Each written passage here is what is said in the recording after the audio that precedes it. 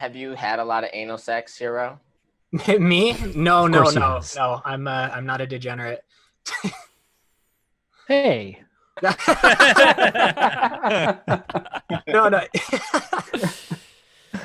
Wait, but actually, I want to analyze that term degenerate because people love throwing it around to degenerate. Like generating is supposed to be like you're generating some kind of aura, some kind of light, some kind of power. So I guess degenerate, the word, it would mean the opposite of that. But can you explain what exactly degenerate means to you? And I would love everybody else's take on that as well.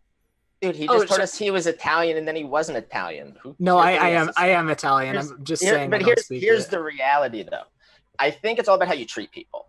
You can submit someone without ever sodomizing them. You can sodomize them through surveillance even, right? Like you could be surveilling and gossiping about people without their knowledge, and you're completely sodomizing them just to submit them, right? And I think that kind of stuff, it's degenerate based on how you're treating people. Because if you're not doing that kind of stuff, if you're sharing love, like evolutionary psychologists will say, oh, you can't make a baby through anal sex. You know, it's going against evolution. You can't?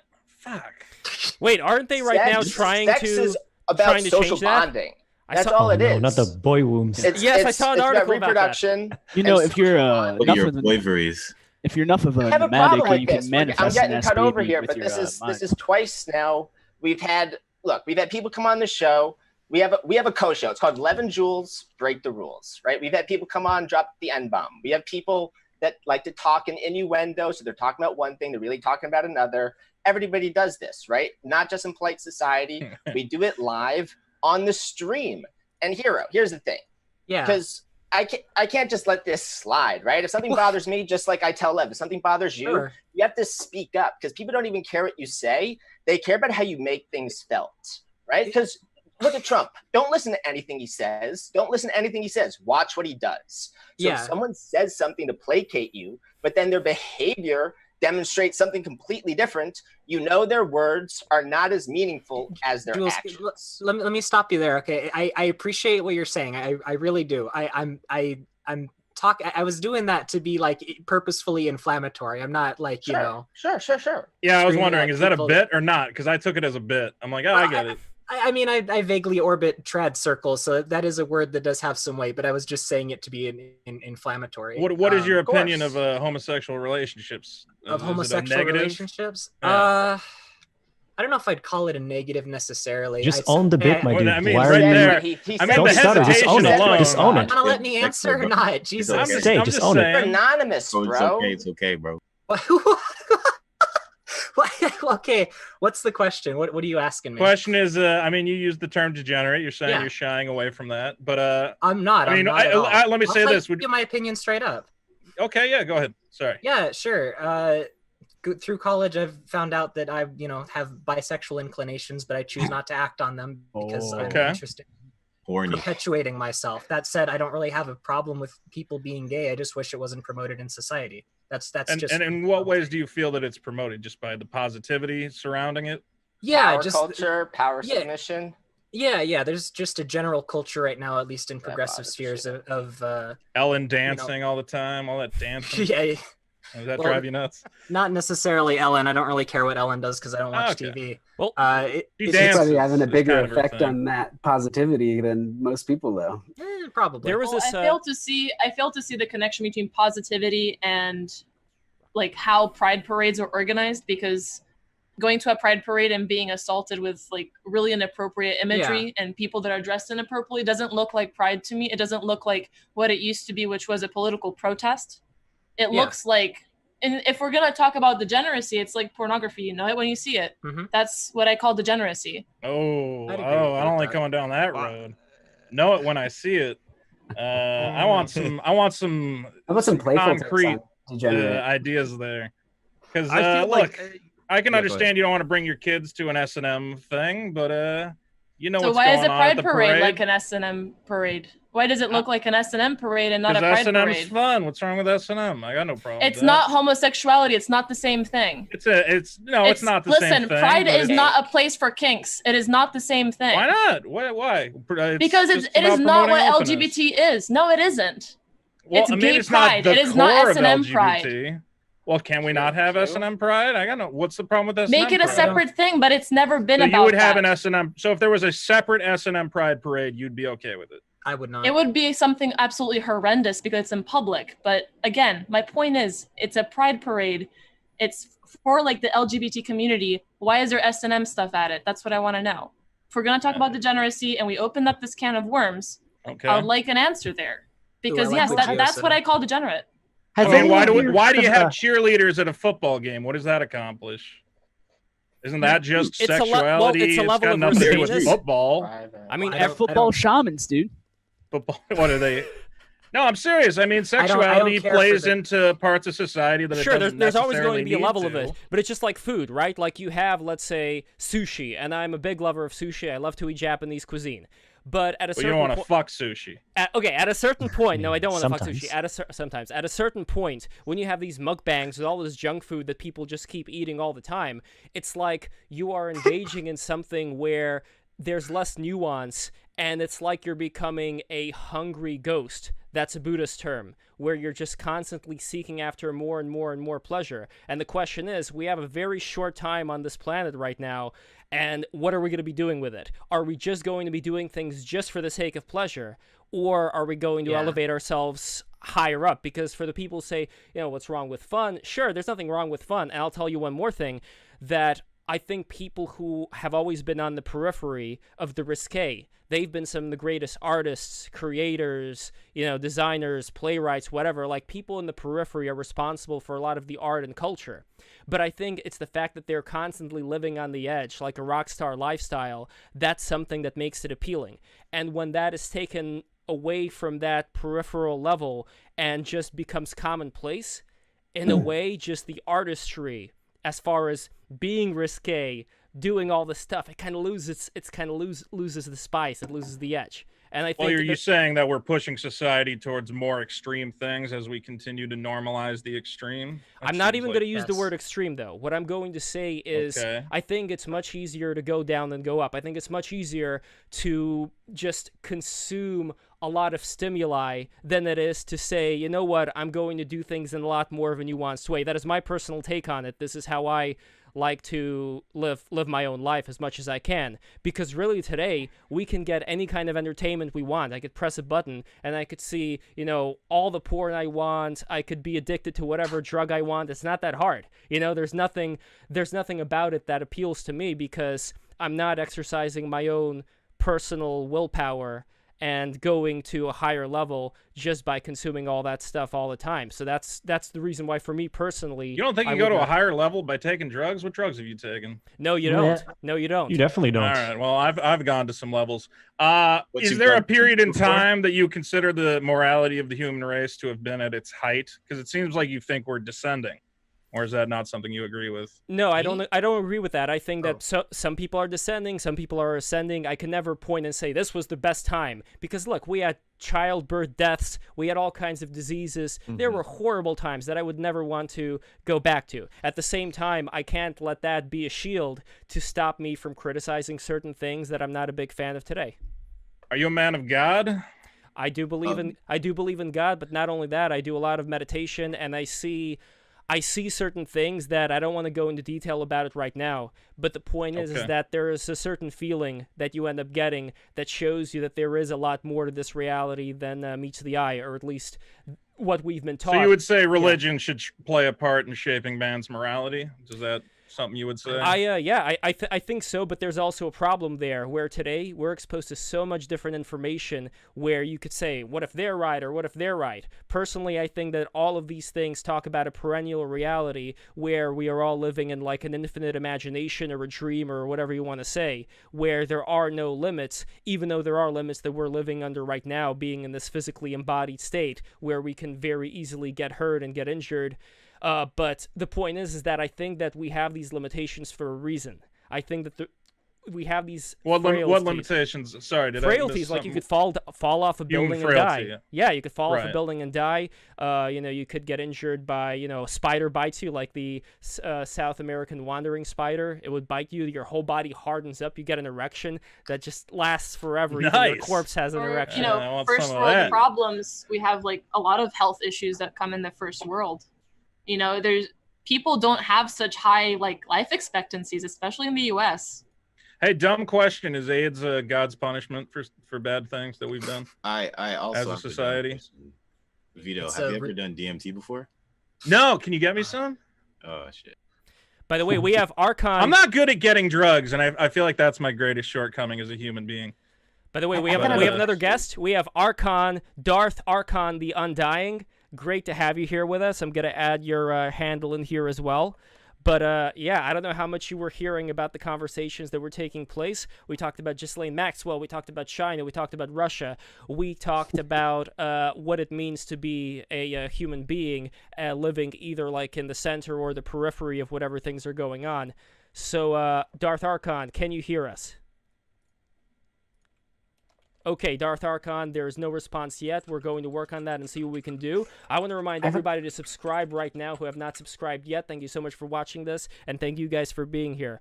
So, yeah, as far as the limitations that I talked about before, just to put a pin on that, I think they're there for a reason, because, Vito, if you can imagine for a second that we could do whatever we want to. We can teleport, we can fly around, we can just create pyramids by thinking about it.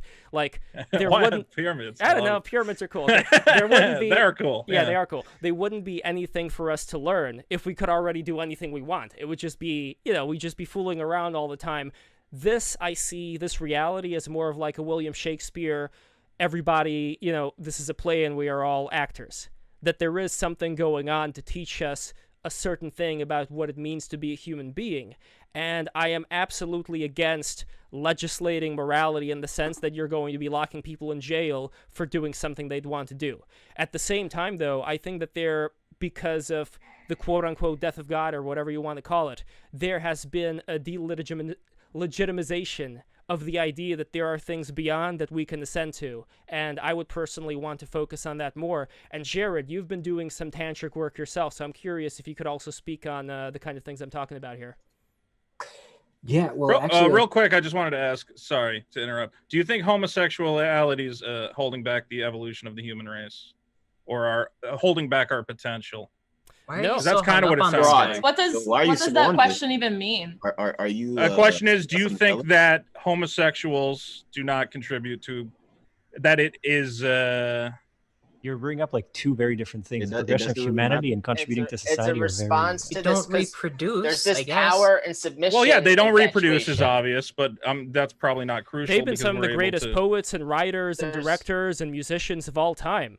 That's what I was saying before. There has been so much contribution to culture, to the things that outlast. But that's not their homosexuality that's contributing. No, but I don't care about the homosexuality part. I don't care about the homosexuality part. It doesn't mean anything to me personally. I would just look at a person not. So it's neither a positive or negative. It's true neutral, is what you're saying. I mean, if we're talking, I think some people here think it is threatening to the family, and I think there's also an infatuation with power and submission. In some of the motifs of our show, maybe unwittingly. But I think that when people are speculating about that all the time, they kind of are the worst they see in the world a lot of the times. Do you know what I mean? As in, people that are thinking about power all the time, are trying to get it. I've always knew the power game is just a losing game. Maybe that's just because I grew up in New York City, surrounded by elites, and just knew I was never on that level, right? So it's just about influence, right? But I think people with Russia trauma, or looking at China, or you listen to the far left talk at Brookings Institute, they want you to think about power, power, power, power. And so people get weird. And once again, I'm gonna interject, Jules. It's not about, you're talking about power, right? Then it's not about really being gay. It's about sodomy. Purely, actually. Yeah.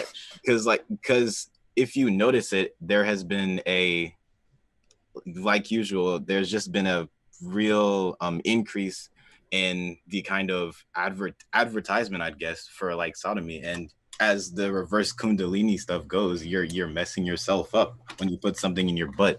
If that's literally just like total nonsense, though. That's total nonsense. It's not though. It's not. It is. It actually is kind of complete nonsense. It is complete nonsense. Okay, here's the thing. brother. It is because you want to try it. I suppose. There's. You want to try it? Anal sex is great, right? It has, but here's the thing. But the first thing you tell anyone is if it doesn't feel good, you're doing it wrong, right? As in, it's a lot of things. People who are emotionally like stunted, like they don't understand jazz. They don't understand like human jazz, right? It's the kind of person that imagine a white lab coat giving someone, an impressionable person, psychedelics. If you're just cold and impassive and that person starts to have a negative trip, the lab, like scientists used to think they had nothing to do with how the other person responded to the trip. And then scientists started realizing that they were actually being cruel when they were not contributing and inspiring a positive trip, right? As in, if you're clueless, right, you wouldn't blame someone administering psychedelics. But if you're administering psychedelics in the know and you lack ignorance, you're actually knowledgeable about how you can affect someone's trip positively or negatively. That's like a macro insight into micro nuances that happen with little things. Someone here said persuasion's push and pull, push and pull. It's more than that. And I think, go ahead. The objectively the best gay society made sure that anal was never a thing. And because of the fundamental fact that they thought that it took away your human rights as an individual, as a bottom. This is a language game. Wait, are you talking about Greece? Sounds like a lot of fun as far as like a language game. Wait, hold on. Let's get historically accurate here. You're talking about ancient Greece, correct? I'm talking about the Romans, I think, or ancient. Because I think the Greeks, they did it with the thighs. Like they did not. Yeah, like frauding. Yeah. They're way better sex men without putting it in your butt. The thing is, like with how the Greeks did a lot of education was you had the master, you had the student, and the master taught the student pretty much everything, including sexuality. And it started off with the student being in the sort of the passive position, the receiving end. But even then, he never went into the butt because that would ruin the student. Why? This just sounds. It's fundamentally stealing your human right. Reverse. Why? How? Yeah. Can you elaborate on that? Explain how. There are little studies on this. I mean, Tantra. No. How? You explain how. I can find studies to justify anything. Wait. Prana energy is real. He thinks people can live without eating or breathing or like drinking water. Right. Just like eat the sunlight. Right. Hold on a second. We have We have somebody who's actually practicing Tantra. Jared, I would be very interested in what you think. I personally have no idea. I haven't done the research as to what these effects are. But from a perspective of the body having various spiritual centers, what would you make out of that? Yeah, I mean, I think so. First off, on the anal sex side of things, and just sexual tantra in general, I'm not a practicer or anybody that should be looked to for influence, but I can talk a bit about I think to maybe even back up here a little bit, right? Is there's this interesting thing that a lot of time Tantra is seen as a degenerate act. And yet it's also one of the most kind of, secretive, but also supposedly powerful elements of spiritual practice. And the from a tantric perspective is basically what they're saying is that if all of life is open to be experienced in a sacred way, then some of our conventional rules that we make up might not apply because the intention and the outcome of those practices are positive as opposed to negative. But if you're practicing these without this sacred kind of intention and ability, right? Because there's the body is involved in Tantra as well, then the outcomes can be negative. And if we're talking about kind of, and usually a lot of Tantra is all about working with this prana or subtle sensations. And I'm sure if you look at it from, this is a archaic view on how the world works. And so when you view it through a rational lens, there's a lot of things that are removed from it. But at the same time, you know, I can say personally from a lot of my meditation experience, when you do spend many hundreds of hours monitoring the sensations of your body, there is genuinely aspects of movement, of energy, which feel like energy, and I have no idea what they are. I have no idea, but they are there, and they affect your disposition. And you know, the idea of Kundalini is that there's usually a lot of blockage. So there's not a lot of movement between this free flowing thing that you can begin to experience when you're really in touch with your body. So I guess, you know, if you block it in any way, and it sounds like what we're saying here is that the spiritual view on sodomy is that it blocks that channel from being open and free flowing. I have no idea about it, but I'm thinking that's what we're talking about. No, the view is that it reverses it. It doesn't stop the flow. It reverses it. What if I don't have homosexual sex, but my girlfriend puts her finger in my butt? Is that okay? That's no chakra knowledge. No. Okay, so that's still degenerate. And reversing your Kundalini, what that so does anything is that in the butt, it doesn't matter if it's homosexual. This dude. What do you mean obsessed? He said it's degenerate to do butt stuff. I'm asking if it involves a girl, if it's okay. Did I say that? What? I thought he said that you lose your humanity if your master has butt stuff with you, right? Yes. Did I miss something? Wait, Okay, well, if my master's a woman, is it okay? Why is this so unreasonable? I'm asking what I think are reasonable questions. Bro, chill, bro. Thank God for veto, dude. What? What am I doing? Okay, no, wait. I want to interject. You're hilarious, but your question is good. Thank you. I wanted to interject a little bit and tie maybe a few things together, like Epstein and Ghislaine Maxwell. No. I mean, honestly, I think that anything that two people who are consenting can do whatever the hell they want to do with each other's bodies, and it doesn't cause some sort of demon to be if your summoned. girlfriend is pegged you, she's tagged your Kundalini, brother. Okay, but not pegged, like the wait. I've just been listening. Yeah, I've just been listening because people are all wrapped up in the butthole right now. But what I see is more problematic that was touched upon with the gay pride marches and the sort of extremist sexual activity that seems to be hijacking kind of like pride and LGBTQ type stuff. What I see happening is just the normalization of Jeff Epstein. Like that is the direction and the nudging that I see with the rampant sexuality of younger and younger people, the incentivizing, the monetizing of sexuality, TikTok, everyone's appearance. They're very concerned with their looks and the limbic system, and they want to be sexy. And what I see happening is they want to get whoever they is, you know, whoever's nudging all this. The end game is to make sex with minors not a thing, so that it's not even a crime. Like, or that society's like, oh yeah, 12-year-olds like to fuck, you know, it'll be like Idiocracy or something.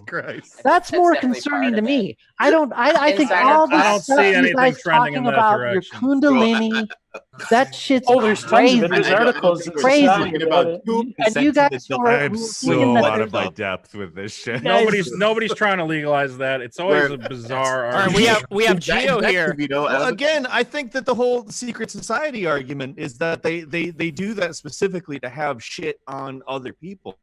Like you enter into a sort of pact. I think that that's a very valid argument to make about that. And if you legalize it suddenly removes the entirety of the. No, they're not going to legalize murder. I think part of the pact is killing someone. What the I think the sex is just the fun part. Torture involved for sure. Bro, what? Everyone wants to just fuck, right? I mean, it depends on what layer of hell, right? It depends on what level of hell, what circle level or whatever. By the way, we have Daniel DeMars and we have Gino Panacchietti. We have two Italians here. Great to see you, Gio, again. Nice to meet you, Daniel. Mamma mia. Subscribe. People who are watching this, subscribe. We have 86 what a people. Time to enter the conversation. I cannot believe people have not subscribed yet. Subscribe right now. Those who have not. Oh my God. Subscribe, you fool. Subscribe. Okay. Gio, what is your take? And then we're going to go to Daniel. Oh God, there's so much. There's so much. Let it out, man. I think quickly. I think that throughout human history, we have to realize that there have always been sort of what I would call telluric or chthonic forces that have manifested within certain power centers. And it's really not crazy when you think of it, when you see that the elite are, what does Alex Jones like to say, pedophile demon goblins. I think that as to normalizing certain degenerate acts or certain child molestation and so forth, or rather sexualized children, I think it's not as crazy to push back at what Vito was saying, because there is somewhat of an academic history of that. When you look at certain texts from Wilhelm Reich and so forth, there tends to be an undercurrent in psychoanalytic literature towards child, what they call child sexuality. But I would say that the reason they would want to normalize this on a societal scale is simply because when you have a certain manifestation of these telluric forces, you would want to what they call externalizing the hierarchy. You want them to manifest within society. You want to create a social condition through various discourses and various modes of normalization that would be conducive to a very, what I would call maybe an anti-human or a sort of post-human way of thinking in terms of what a lot of these elites believe in. And by their own literature, by the way, if you read a lot of their own literature, A Tragedy and Hope comes to mind and so forth. But in terms of what we were talking about with the butt stuff, I think the problem is you have to look at it differently in terms of the issues of identity. Because when you talk about the ancient Greeks, even the godfather of queer theory, Michel Foucault, would say that the Greeks didn't view a lot of these acts as a reified identity. It's that identity itself, the way we talk about in society and common discourse, is something that is what you would call an invention of from the 19th century onward. I think that a lot of the issues we face today is because of this sort of molarity towards what we view as identity. And that's like the very least controversial way I could put it. So, yeah.